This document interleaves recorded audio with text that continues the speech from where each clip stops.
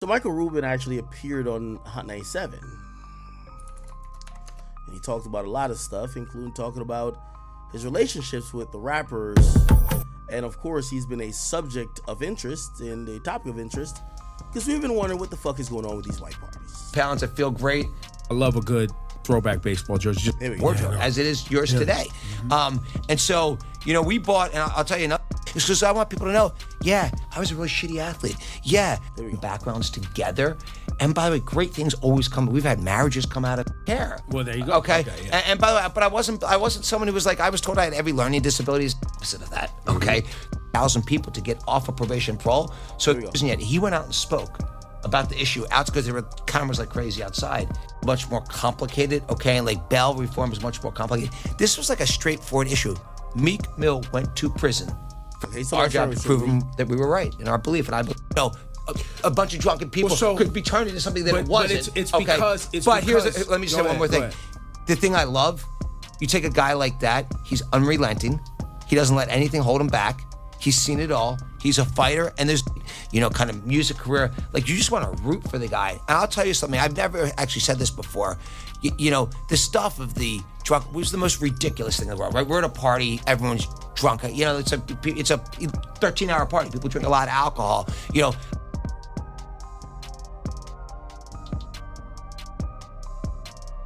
13-hour party game.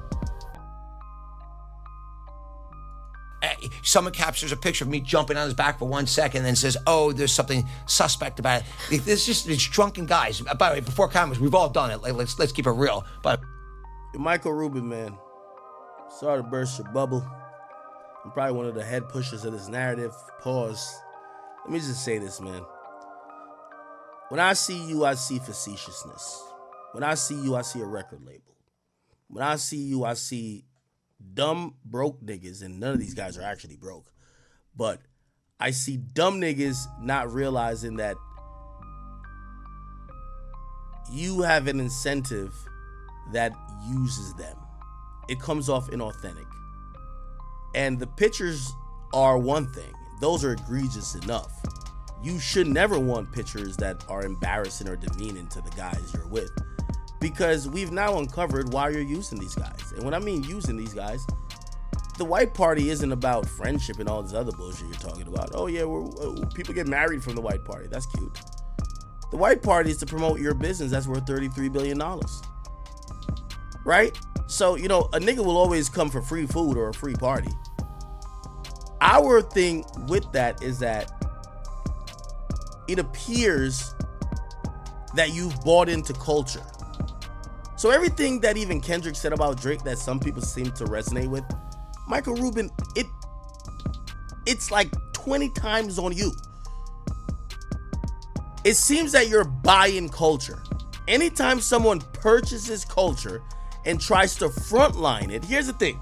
Michael Rubin, it would be different if you fell back and you made Meek the face of the white parties. You didn't. We keep seeing your pasty face and you acting like you and these guys are genuine friends. And you doing all this bullshit and them being embarrassed. I go back to your Instagram and you saying it's a 13-hour party, but there's just something about it. So it's a 13-hour party, and it feels like at every time when you put a brand thing out there, you're sacrificing other people's image. For example, and I'll go to Drake. This was the worst picture Drake has taken, and it probably was at the worst time. He's drinking, got his little Hello Kitty nails, but it probably wasn't his best picture. Drake himself wouldn't post this picture. By the way, he posted pictures from this event, not this. For you, someone who's buying culture, you don't give a fuck that this is probably the last picture that Drake wants out. For you, it's more important that the optics of the people looking at your company, Fanatics, see you with Drake. That is part of culture. Not having the wherewithal to know why the people show up to your event, why they're showing up. From what I heard Drake showed up with a bunch of people.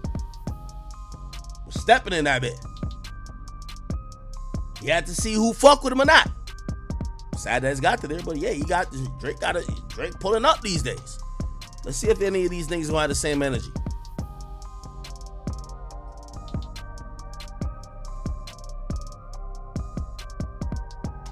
You not being cultural and understanding where Drake is and why he's even at your event allows you to put up a picture of Drake where he looks old and looks like his father and looks depressed.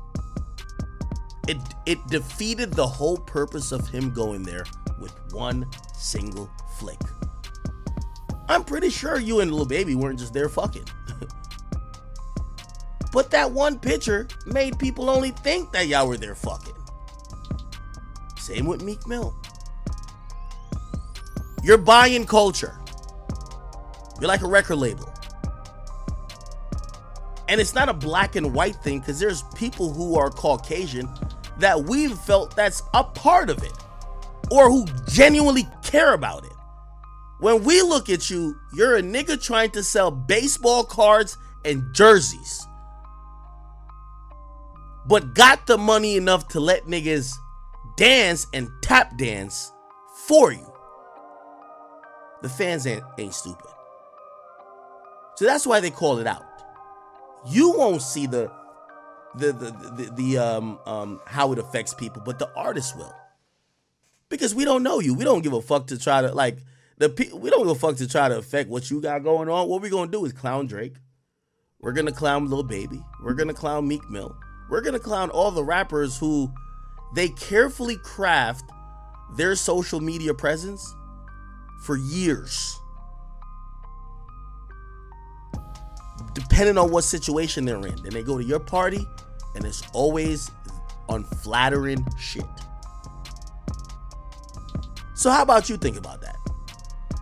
If you love all these rappers and you know that half of usually what they're doing is portraying an image and their image matters,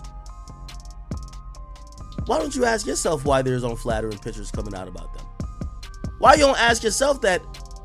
Why Meek don't like these pictures? Why Lil Baby don't like these pictures? Why Drake never posted this picture?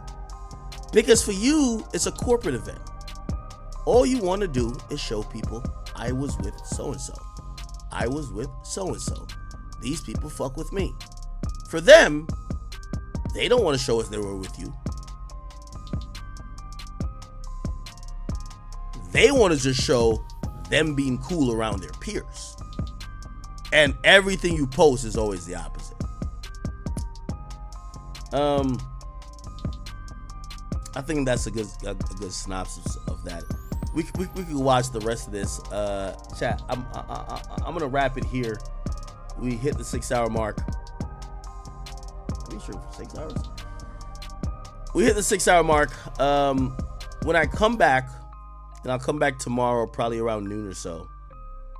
Yeah, I'll do that. I'll come back around noon. We'll start back off with Michael Rubin, because I want to play this interview in depth. We're then going to get into some Kodak Black. Dame Dash, who is maybe going to sell the masters to, is it Reasonable Doubt? You might sell them to Drake.